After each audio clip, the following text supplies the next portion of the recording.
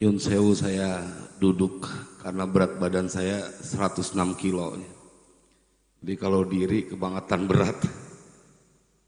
Bismillahirrahmanirrahim.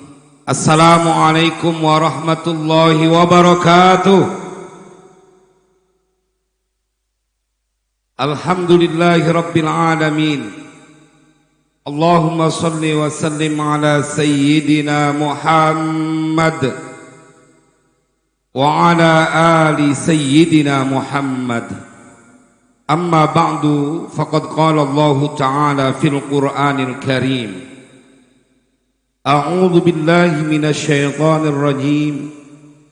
Walladzina amanu wa 'amilus solihati wa amanu bima nuzzila ala Muhammad.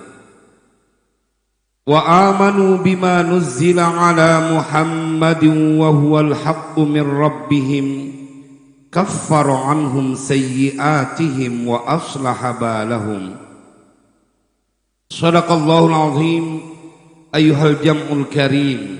Para pengharap ampunan dan keridhaan dari Allah Subhanahu wa taala, para pencinta Al-Qur'an, para pencinta baginda Rasulullah Sallallahu alaihi wasallam, yang saya hakul yakin 1000% bila itu ada siapapun yang hadir dalam acara ini, yang terlibat dalam acara ini adalah orang-orang yang akan mendapatkan keberlimpahan karunia dari Allah. Yang sedang susah Allah ganti dengan kemudahan, yang sedang sakit Allah akan berikan kesembuhan, yang gak punya duit dikasih rada banyakan, giliran duit aminnya rada banyak. Yang punya hutang pulang dari sini segera Allah lunaskan. Kencengan lagi, berarti banyak yang punya hutang ya. Ya mukanya kelihatan sih, kalau gak kelihatan makhluk gaib namanya. Tapi nanti kita ngaji dalam waktu yang singkat. Saya akan penuhi ruangan mulia ini dengan dalil yang tidak terbantahkan bahwa engkau yang cinta kepada Al-Quran dan langkah kakimu tak tertahan sehingga sampai di tempat ini adalah orang-orang yang diceritakan akan mendapatkan banyak karunia di dalam Al-Quran. Nanti kita ngaji, siapapun yang hadir di tempat ini, apalagi yang punya anak, mereka hafal Al-Quran, mereka pantang meneteskan air mata karena kesusahan di dunia. Nanti kita ngaji, siapapun yang cinta kepada Al-Quran, yang hadir di majlis khatmil Quran adalah mereka yang diberikan kedudukan kemuliaan di dunia dan di akhirat kelak. Nanti kita ngaji, siapapun yang hadir di tempat ini, dia nggak boleh lagi menjadi orang yang ketakutan, apalagi menjadi orang yang putus asa. Dan saya pertanggungjawabkan dunia akhirat apa yang akan saya sampaikan dalam kajian malam ini. Jemaah, namun sebelumnya izinkan saya menyampaikan penghormatan buat tuan-tuan guru kita, yang mudah-mudahan kehadiran beliau menambah keberkahan majelis ini. Al-Mukarram wal Muhtaram Dr. Kiai Haji Habib Abdul Syakur, Ketua MUI Bantul. Al-Mukarram wal Muhtaram Dr. Andes Kiai Haji Daman Huri, Rais Syuriah PCNU Bantul. Al-Mukarram wal Muhtaram Kiai Haji Hasan Abdullah, Katib PWNU DIY. Al-Mukarram Bapak Kapolsek Pajangan, Al-Mukarram Bapak Dan Ramil Pajangan, Al-Mukarram Bapak Camatan, Sekretaris Camat, Bapak Lurah, dan semua pejabat pemerintah, yang semoga kehadiran beliau menjadikan sebuah bukti bahwa energi Al-Quran meresap kepada banyak orang dan mereka adalah orang-orang pilihan. Kita langsung ngaji, paling enggak ada 3 tema malam ini. Ada tema hikmah khatmil Quran, ada hikmah Isra dan Mi'raj, ada hikmah haul dari Mbah Yai Mufid Mas'ud, guru dari saya dan guru dari guru saya Al-Mukarram Kiai Ahmad Dakhari beserta ibunya yang semoga terus diberikan penjagaan oleh Allah. Ada 3 hal saya ingin ramu, ini 3 tema, dan kita akan sentuh betapa malam ini berlimpah karunia yang akan kita dapatkan. Jamaah, mari kita buka ayat Al-Quran. Tidak terbantahkan kebenarannya. Kita sepakat apapun yang ada di dalam Al-Quran kebenaran adanya. Seperti peristiwa Isra Mi'raj tidak masuk akal, tetapi Al-Quran bercerita bahwa ada seorang lelaki mulia yang Allah cintai diperjalankan dari Masjidil Haram ilal Masjidil Aqsa alladzi barakna haulahu linuriyahu min ayatina. Tidak terbantahkan karena Al-Quran yang bercerita. Guru-guru ngaji kita menjelaskan bahwa ruh dan jasad baginda Rasulullah diperjalankan dalam Isra dan Mi'raj, dan itu begitu mudah bagi Allah. Jemaah, bahkan bukan cuma itu, saya berkali menyampaikan bahwa di dalam Al-Quran banyak betul yang gak masuk akal, tetapi kita wajib mengimani kebenarannya karena itu adalah kalamullah. Ada cerita tentang Maryam yang tidak pernah tersentuh oleh lelaki, tapi beliau hamil dan melahirkan putra yang bernama Isa. Ada Ibrahim alaihissalam dilemparkan dalam kobaran api, tetapi tidak terbakar sedikit pun. Allah yang menceritakan di dalam Al-Quran. Ada Musa yang dia punya tongkat, dilemparkan di depan penyihir Fir'aun dan berubah menjadi seekor ular yang besar. Ada tongkat Nabi Musa yang Allah ceritakan diketukkan ke batu memancarkan 12 mata air. Ada tongkat Nabi Musa yang diketukkan di pinggir lautan terbelah, dan semua diceritakan di dalam Al-Quran. Kita mengimaninya tanpa sedikit ada keraguan. Dan begitu masih banyak lagi cerita di dalam Al-Quran. Dan saya akan mengajak kepada kita tentang putra putri ibu dan bapak yang ditaruh di pesantren Tarbiyatul Quran, serta para wali santri yang dengan gagah mempunyai keyakinan putra putrinya dimasukkan ke pesantren Al-Quran. Apa yang akan terjadi kepada mereka? Mari kita lihat bagaimana Al-Quran menceritakan perihal putra putri kita. Ayat yang saya baca tadi, surat Muhammad ayat kedua. Nanti di rumah bisa kita telaah kembali. Tetapi ini firman Allah. Walladzina amanu wa amilu salihati wa amanu bima nuzzila ala Muhammad wa huwal haqqu min rabbihim kaffara anhum sayyiatihim wa aslaha balahum. Saya ingin memanfaatkan waktu langsung menukik kepada hikmah khatmil Quran dan meyakinkan kepada siapapun para orang tua yang di dalam hatinya punya kerinduan memiliki anak keturunan yang sekaligus menjadi keluarga Allah di permukaan bumi. Ahlullah fil ardh wa khassatuhu. Saya dan kita semua hadir di tempat ini. Ada para pejabat pemerintah, mereka dekat dengan pimpinannya, pasti merasa nyaman. Dikenal sama Bapak Gubernur yang juga adalah sebagai orang yang mewarisi tahta kerajaan di Yogyakarta ini, rasa aman. Beliau orang nomor 1 Ustadz di Yogyakarta. Bagaimana kita nggak merasa senang Bagaimana kita nggak berasa nyaman? Oke, mari kita bermain logika. Bila engkau dekat kepada makhluk yang menguasai orang nomor satu di Yogyakarta ini, kau menjadi orang yang berbahagia dan merasa nyaman, hilang ketakutan. Mari bayangkan bagaimana yang terjadi kepada putra bapak dan ibu yang tadi naik di panggung ini. Siang dan malam mereka bersama Al-Quran. Sebuah perjalanan panjang mereka telah tempuh untuk bisa naik ke panggung ini. Apa yang akan terjadi dengan mereka? Padahal mereka disebut sebagai keluarga Allah di permukaan bumi.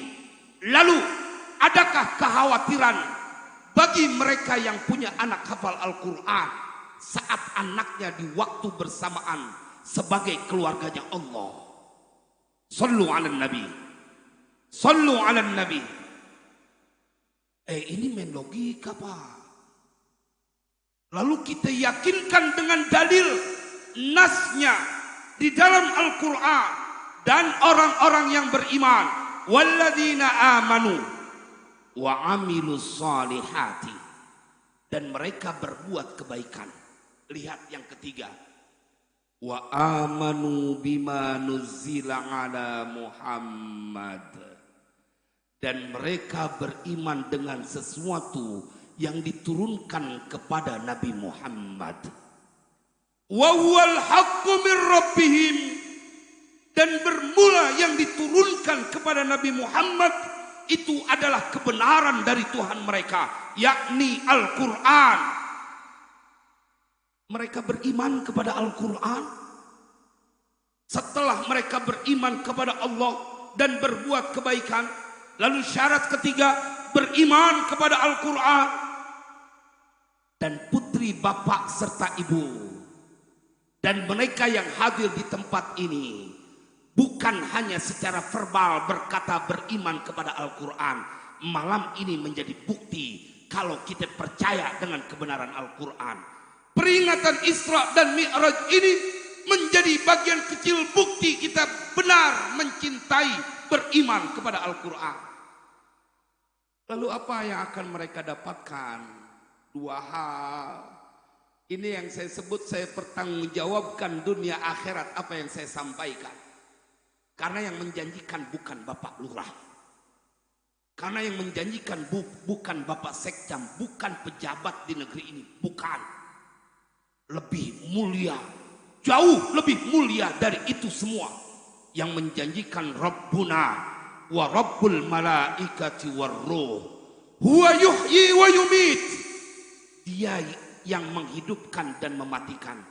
Apa yang Allah janjikan buat bapak dan ibu serta putra putrinya yang menghafal Al-Quran? Pertama, kaffara anhum sayyiatihim.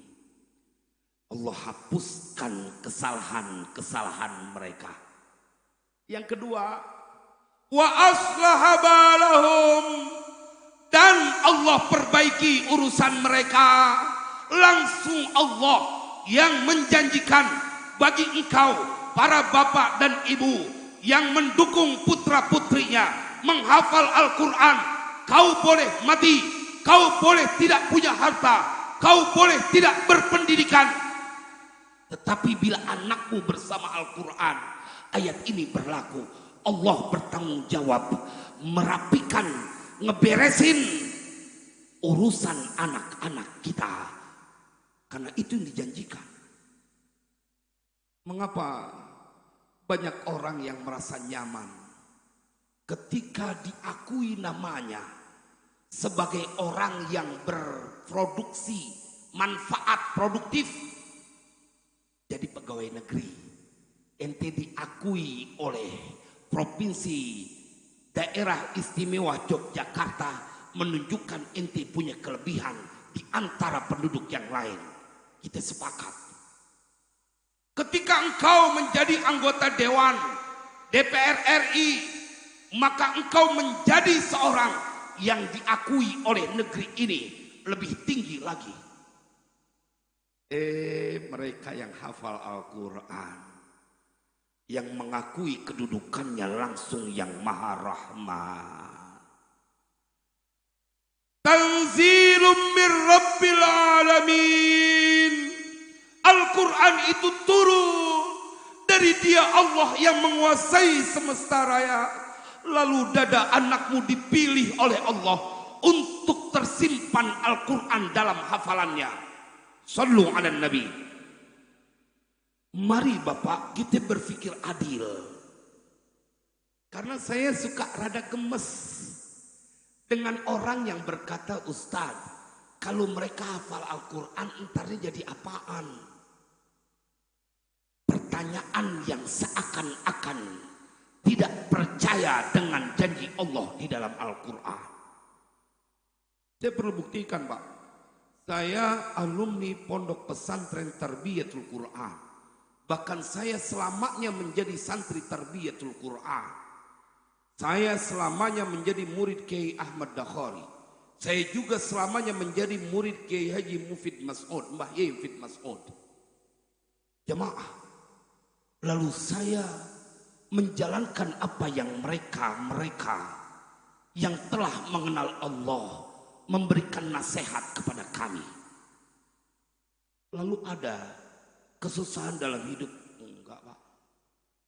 Bapak Ibu lihat sendiri, saya bukan pegawai negeri, tapi saya istiqomah sama Al-Quran. Tapi boleh diadu badan saya suburnya dibanding Pak Lurah. Ya, Pak Lurah paling beratnya 60 kilo. Hah, setengah dari saya. Ya, fakta kan? Oh Pak, kalau orang gemuk berarti makannya banyak. Kalau makannya banyak berarti pengeluarannya banyak.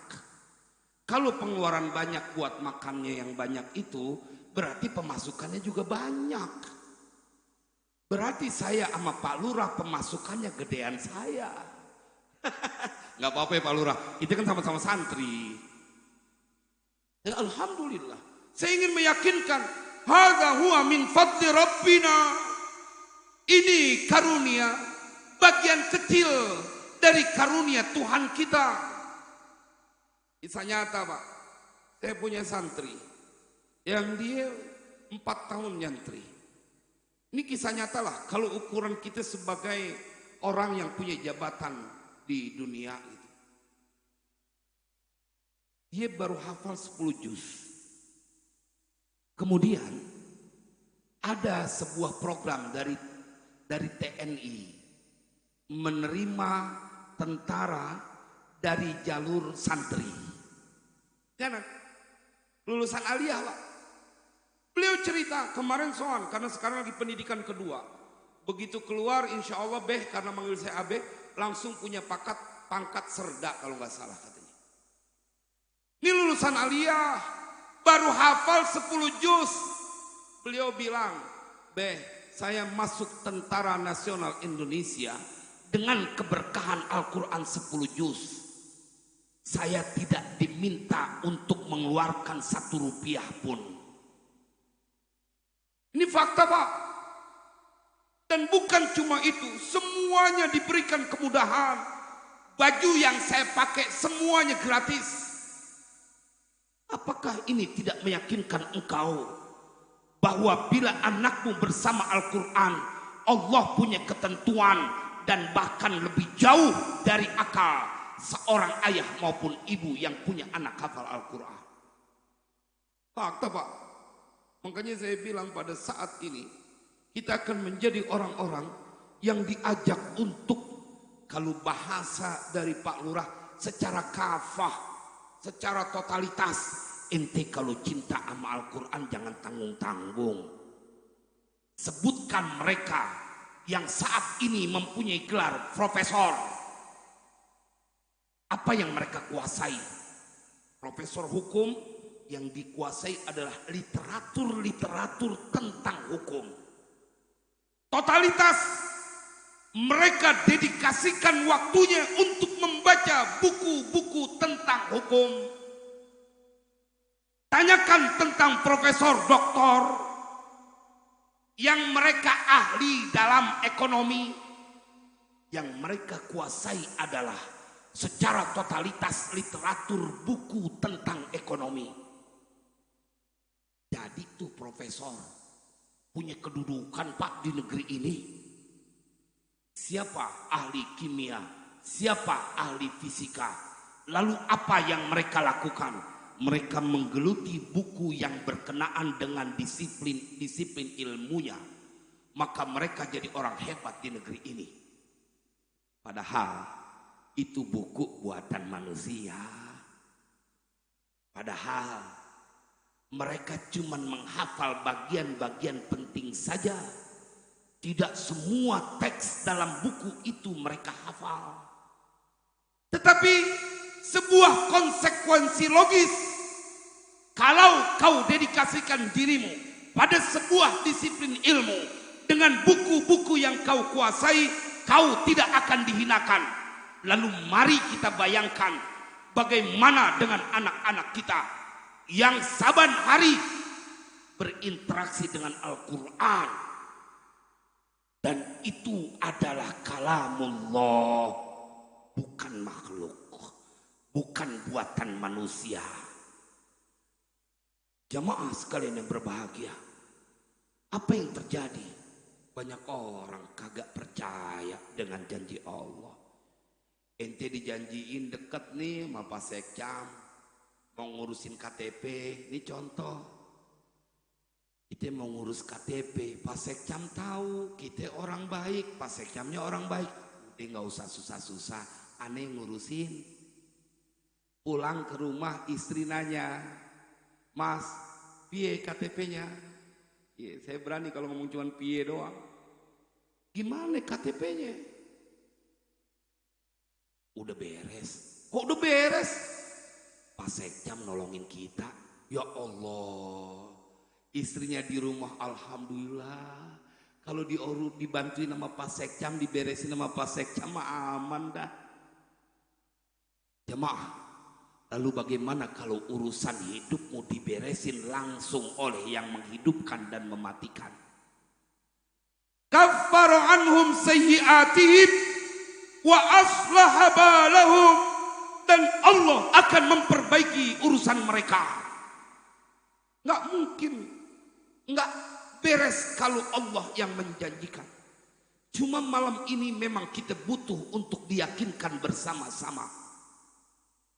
Saya baru beli kitab namanya Qutul Qulub, Tuan Syekh Abu Thalib Al-Makki. Kitab ini sering dikutip oleh Imam Ghazali. Kemudian jamaah sekalian yang berbahagia, di dalam kitab itu diceritakan bahwa satu huruf di dalam Al-Quran tidak mampu dipikul oleh seluruh malaikat. Satu hurufnya. Maka itu dengan peristiwa khatmil Quran dan Isra Mi'raj serta haul dari orang yang dimuliakan yang disebut Ahlul Quran, Mbah Yai Mufid Mas'ud. Rasanya malam ini kudu kita selesaikan ketakutan kita semuanya.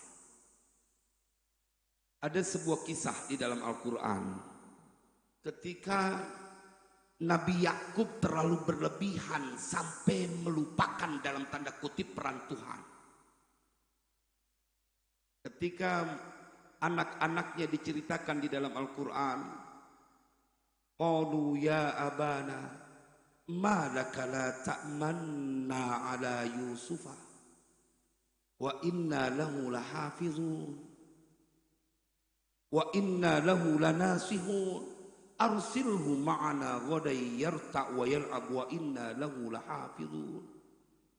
Jamaah sekalian berbahagia, ketika ini anak-anaknya Yakub, dia pengen minta dipercaya bisa main bersama dengan Yusuf karena mereka punya makar, pengen mencelakai Yusuf.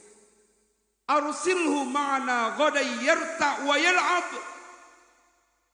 wa inna lahu lahafizun. Kirim ini Yusuf, besok bisa main bersenang-senang bersama kami. Kemudian apa yang diceritakan di dalam Al-Quran? Qala inni la yahzununi an tadhhabu bihi wa akhafu ayyakulahu dhi'bu wa antum anhu ghafilun. Al-Quran bercerita tuh, jangan aku khawatir kepergianmu akan menjadikan kesedihanku, dan aku khawatir kalau nanti seekor serigala akan memangsa Yusuf.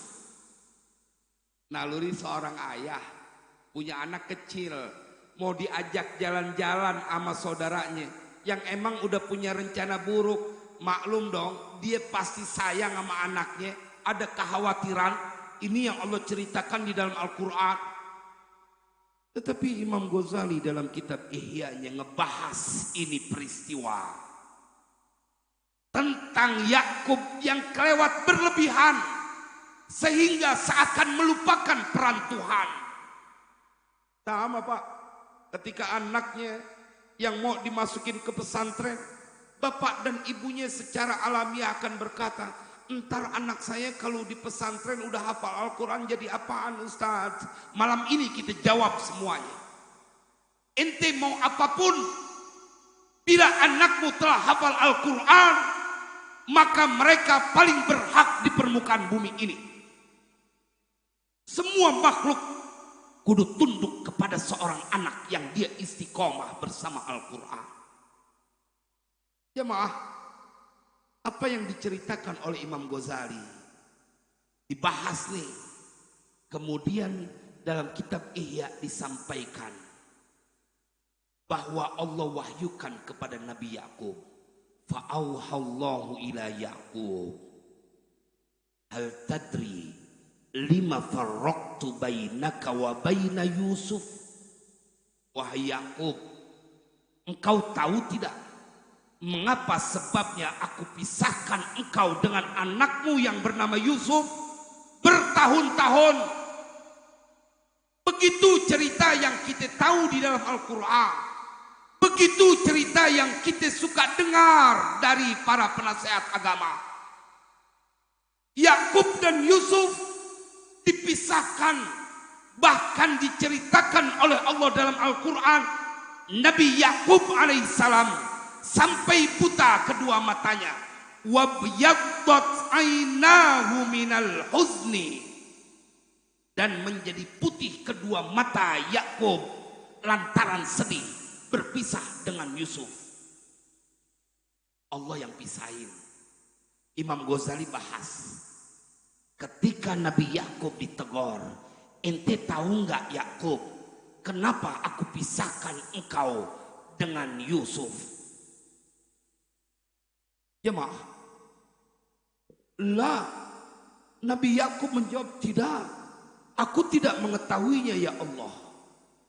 Maka kemudian Allah wahyukan, li'annaka qulta inni wa akhafu ayyakulahu dhi'bu wa antum anhu ghafilun. Ketika engkau berkata kepada putra-putramu bahwa aku khawatir akan memangsa akan Yusuf. Apa yang memangsa? Al-dhi'bu, serigala. Wa antum anhu ghafilun. Hal keadaan kalian dalam keadaan lalai. Itu sebabnya Yakub, aku pisahkan engkau dengan Yusuf. Kau pikir kau lebih sayang kepada Yusuf karena anakmu. Kau lupa Yusuf adalah hambaku. Aku yang menciptakan. Aku yang lebih sayang. Bapak Ibu, kita sayang sama anak-anak kita. Tapi kalau dibandingkan dengan Allah, nggak ada yang bisa melebihi kasih sayang Allah kepada anak-anak kita. Bukti kalau nggak bisa sama. Siapa orang tua yang nggak sayang sama anaknya? Siapa ibu yang nggak sayang sama anaknya? Tapi mana bukti sayangnya? Buktinya ditinggal mati juga. Kalau ente sayang, temenin dong selamanya. Tetapi Allah menemani anak kita selamanya, selama mereka ada di dunia. Kapan saja mereka meminta, Allah akan kabulkan. Begitu ayat Al-Qur'annya. Maka jamaah sekalian berbahagia, ditegur di Nabi Yakub. Kenapa kau bisa berkata bahwa engkau takut kepada serigala? Jemaah, Allah tanya, lima khifta dzi'ba wa lam tarjuni. Kenapa ente takut kepada serigala, khawatir pada serigala akan memangsa kau punya putra? Kenapa kau tidak berharap pertolongan kepadaku, wahai Yakub?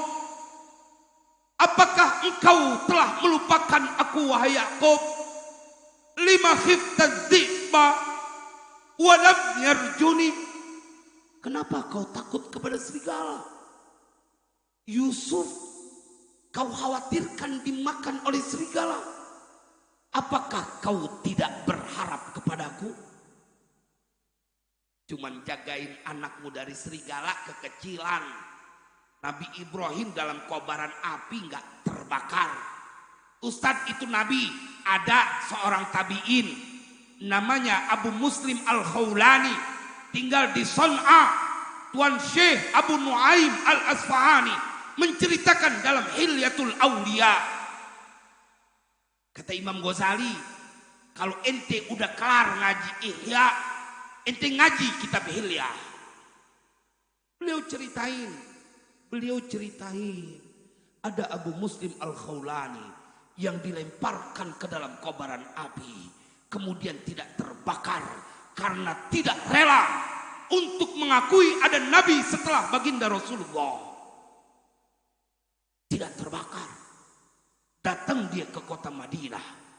Umar ibnul Khattab kemudian mengecup keningnya seraya berdoa, Alhamdulillah alladzi lam yumitni hatta arani fi ummati Muhammadin alladzi fu'ila bihi kama fu'ila bi Ibrahim. Segala puji bagi Allah yang tidak mematikan aku, sehingga Allah memperlihatkan kepadaku seorang dari umat Nabi Muhammad yang diperlakukan kepadanya sebagaimana Allah memperlakukan kepada Nabi Ibrahim alaihissalam. Sallu ala Nabi. Apa? Ente punya sayang kayak apapun nggak bisa melebihi kasih sayang Allah. Maka saat engkau memasukkan anakmu di pesantren Al-Quran, kemudian disebut sebagai ahlul Quran, hamilul Quran, maka yang terjadi adalah dia langsung menjadi prioritas dari Allah. Jamaah, ini adalah sesuatu yang pasti terjadi. Ente punya ijazah, hafal Quran enggak? Punya ijazah nih, S1, S2, S3, punya ijazah. Kagak nolongin ente di yaumil kiamah, kagak. Kali gitu malaikat, nih ijazah S3 saya. Enggak. Tapi anak yang istiqomah dan mengamalkan Al-Quran, bukan hanya dia yang diselamatkan, tapi dia diberikan kemampuan menyelamatkan orang-orang yang dia cintai. Masa kita kagak yakin? Saya bukannya ngecilin, Pak. Saya punya teman banyak yang sarjana. Saya punya banyak teman yang sarjana. S1, S2, bahkan teman sekolah saya udah jadi dokter. Tapi begitu mereka nggak hafal Al-Quran, segitu-gitu aja hidupnya, Pak. Tapi kalau ente punya Al-Quran, istiqomah bersama Al-Quran, ente nggak bakal ketemu ada orang yang istiqomah bersama Al-Quran kemudian diberikan kesusahan. Saya tadi bilang di awal, siapapun yang datang di tempat ini, dia nggak boleh dalam kesusahan, apalagi itu masalah keuangan. Coba bayangkan, Nabi sampai pesan kayak begini nih. Man qara'a suratal waqi'ati fi kulli lailatin lam tusibhu faqatun abada. Siapa orang yang membaca suratul waqi'ah saban malam, suratul waqi'ah doang, Saban malam. Nggak capek. Ustadz capek, bohong. Ibu udah teruji orang-orang yang tangguh.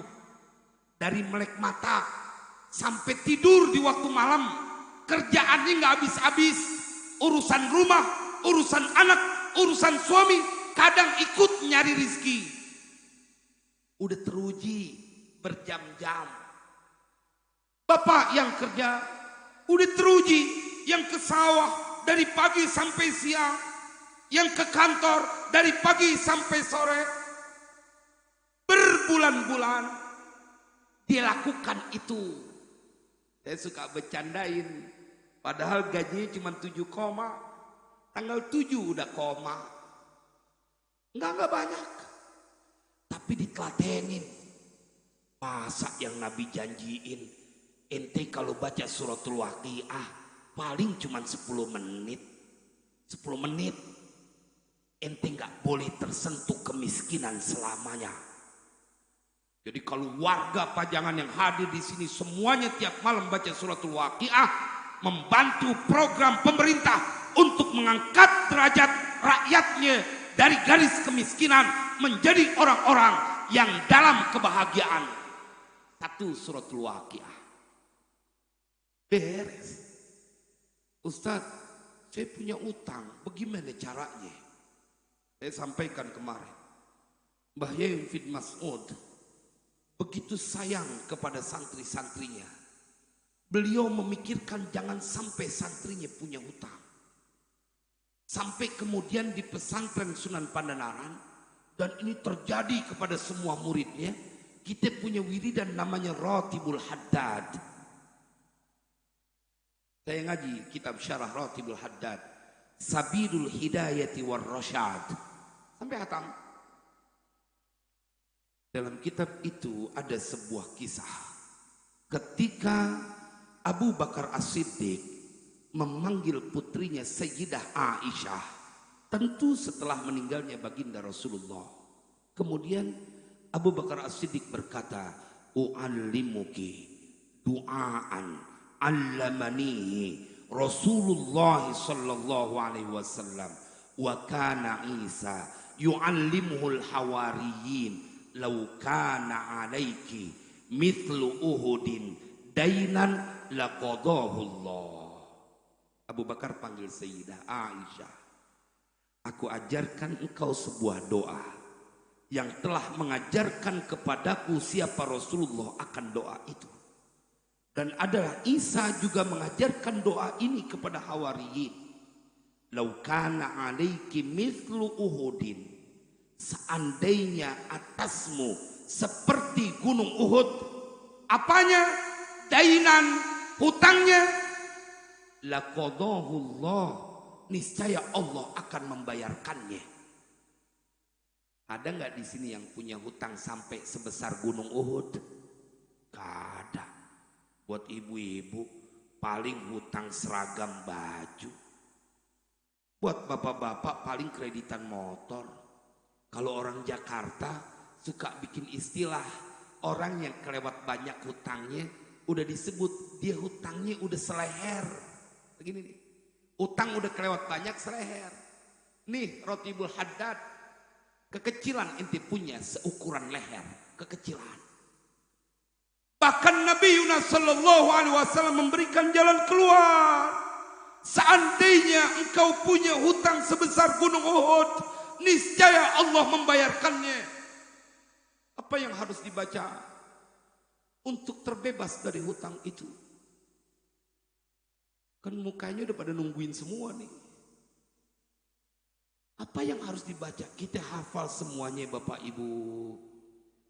Ya farijal ham, ya kashifal gham, ya man li abdihi yaghfir wa yarham.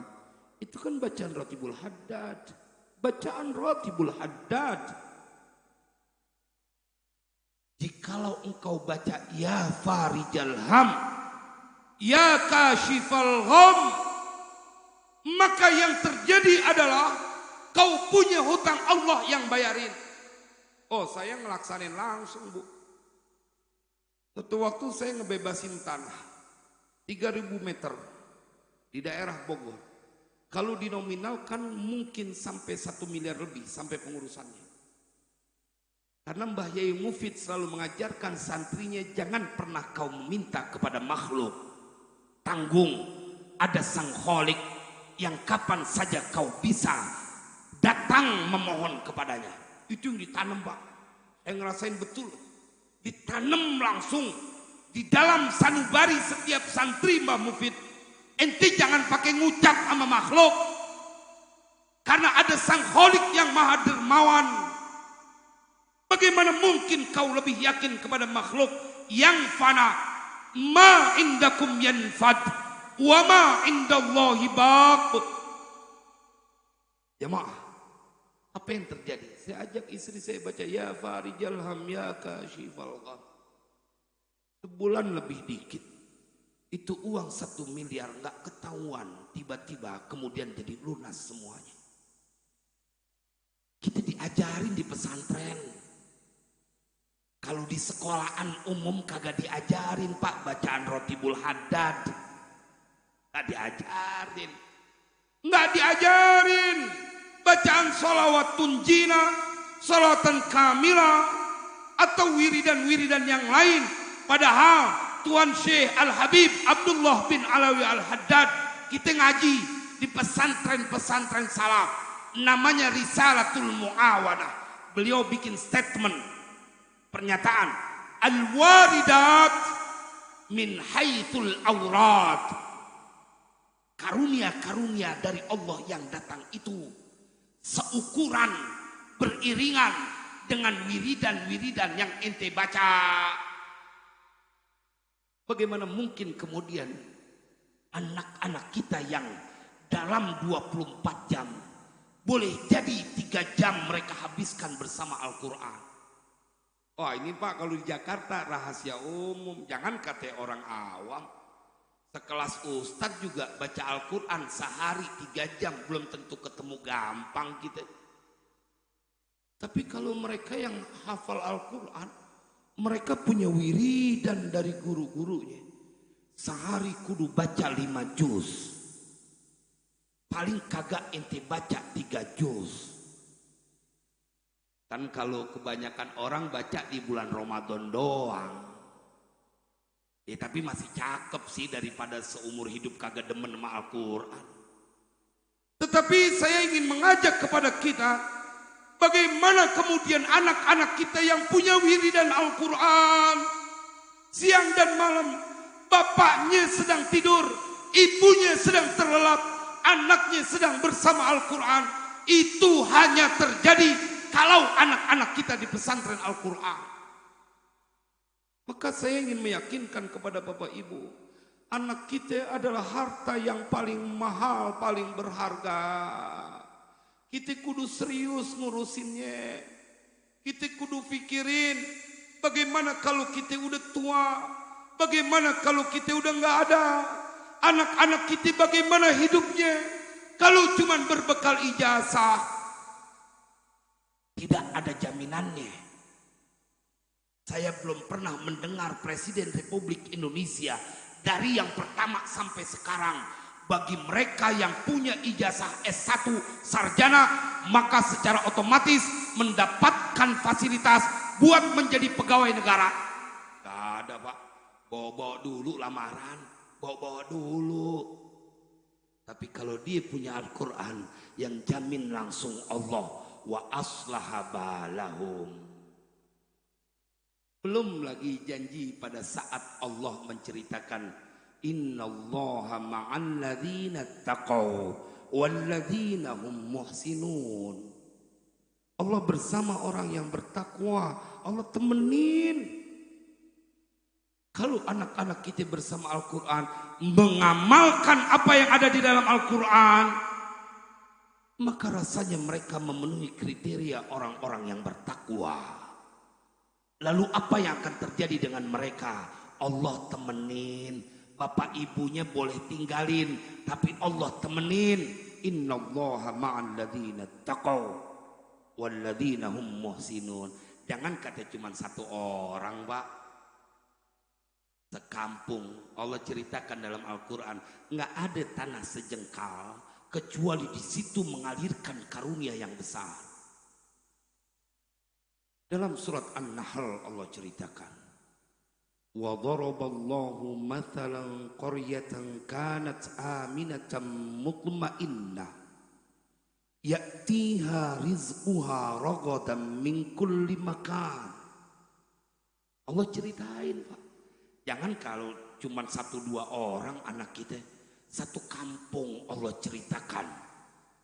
Allah perumpamakan ada satu kampung. Wa daraballahu mathalan qaryatan kanat aminatan mutmainnah. Itu kampung aman, tenang. Bukan cuma itu, Allah penuhi rizki mereka. Ya'tiha rizquha ragadan min kulli makan.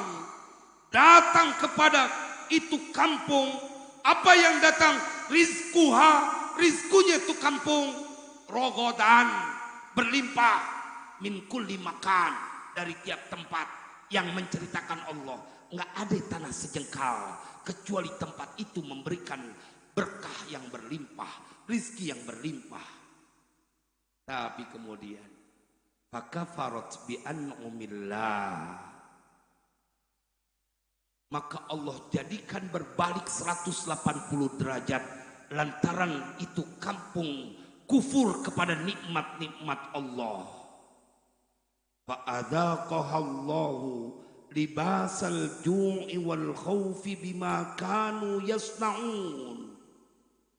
Maka kemudian Allah timpakan kepada kampung itu ketakutan dan kelaparan lantaran apa yang mereka kerjakan. Lalu apa yang kita simpulkan? Oh, ternyata yang memberikan rizki berlimpah dari setiap arah di dalam Al-Quran hanya Allah yang mampu melakukannya. Dan ketika anakmu jauh dari Allah, kau tidak punya keinginan untuk memasukkan anakmu di pondok-pondok pesantren, pondok kitab maupun pondok Al-Quran terkhusus, maka seakan-akan kau sedang menyiapkan sebuah cerita kesusahan buat anak keturunanmu karena jauh dari yang maha kaya. Bagian akhir bahwa Al-Quran menjadi jawaban bagi semuanya. Dulu Mbah Yufid Mas'ud setiap kali Jumat subuh beliau mewajibkan putra putrinya santrinya untuk membaca suratul Kahfi. Diwajibin, Pak, dikumpulin. Cuman saya jujur lempengan itu saya suka bolos dulu, belum tobat dulu. Masih jadi santri yang kagak tahu tentang orang tua atau guru yang kelewat saya. Tapi begitu kita ngaji kitab Ihya Ulumuddin, ya Allah, Mbah Yai Mufid Mas'ud nggak kepengen ada muridnya yang sakit kelewat lama kecuali segera Allah sembuhkan. Ternyata di dalam kitab Ihya Ulumuddin Imam Ghazali menceritakan keutamaan hari Jumat ketika engkau membaca suratul Kahfi. Man qara'a suratul Kahfi yaumal jum'ah au lailatal jum'ah, oh dia nuran min haitsu yaqra'uha ila Makkah. Siapa orang yang baca surat Al-Kahfi pada malam Jumat atau pada hari Jumat, maka diberikan cahaya dari tempat dia baca sampai Mekah. Belum lagi diberikan ampunan 7 hari ditambah 3 hari. Tapi bagian akhir, di antara keistimewaan dari surat Al-Kahfi yang dibaca oleh orang pada hari Jumat atau malam Jumat, ufiya minad da'i wad dubailati wa dhatil jambi wal barasi wal judami wal fitnatid dajjal wa fitnatid dajjal. Siapa orang yang baca suratul Kahfi pada malam Jumat atau hari Jumat, dan ini Mbah Yai Mufid Mas'ud menunjukkan kasih sayang kepada muridnya, Biar kata ente udah nggak di pesantren, amalan di pesantren dibawa ke rumah, baca suratul kahfi malam Jumat atau hari Jumat. Beliau nggak kepengen ngelihat santrinya, biar kata udah nggak di pesantren, ngelihat santrinya dalam keadaan sakit. Karena itu dibekali dengan ilmu yang beliau miliki dari baginda Rasulullah. Beliau dipesankan untuk membaca suratul Al-Kahfi, suratul Kahfi. Siapa orang yang baca suratul Kahfi, dia akan disembuhkan dari penyakit. Wadubailah. Kita buka kamusnya apa yang dimaksud dubailah.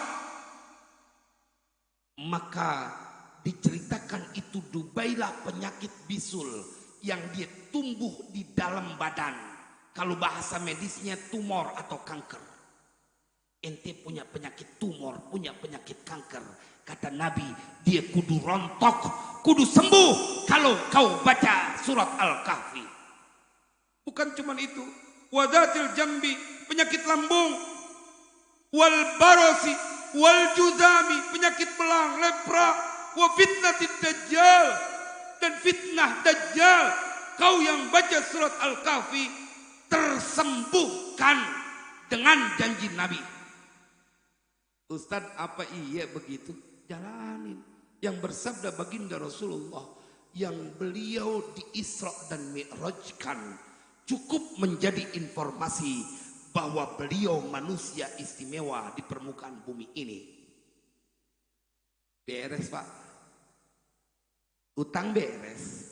Baca apa tadi? Ya farijal ham, ya kashifal gham. Duit berlimpah. Baca apa tadi? Suratul Waqiah fi kulli lailah. Ustadz, badan sehat kan penting juga. Iya, baca surat Al-Kahfi. Utang kagak ada, duit banyak, badan sehat. Beres nggak urusan Pak? Beres nggak Bu? Kalau beres semua urusan, kudu beres ceramahnya. Wassalamualaikum warahmatullahi wabarakatuh.